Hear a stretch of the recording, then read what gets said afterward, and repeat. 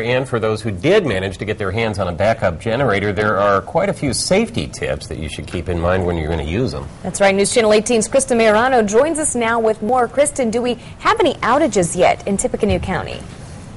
Gina and Jeff, at last check, there were no widespread outages here in Tippecanoe County, but as Chad just told us, the worst is yet to come. The utility companies we've heard from say they're bracing themselves for potential ice and high winds, but one local expert says if you're going to use a backup generator, you need to make sure you're using it safely.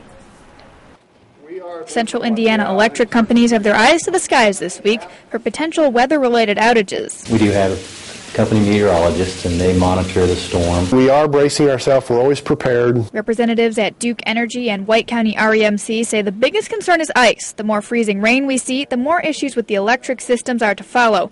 But both agree wind is another factor that could cause issues, especially in White County, where weather watchers have reported near whiteout conditions. We call it actually starts galloping a little bit. The lines will start galloping and moving a little bit, and if you have any precipitation on the lines, whether it's freezing rain or sleet or even some heavy snow, it tends to tear down your system. With the threat of being left in the dark, stores across central Indiana are selling out of backup generators.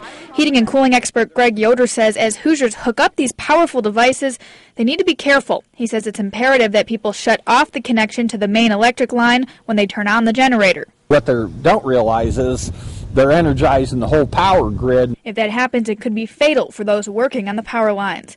Yoder also says if you are using a generator, he recommends making an additional $20 investment, a carbon monoxide detector. Don't put it in your garage, leave the thing run with the door down. I mean, it's got to be outside the house where the fumes can't get back in.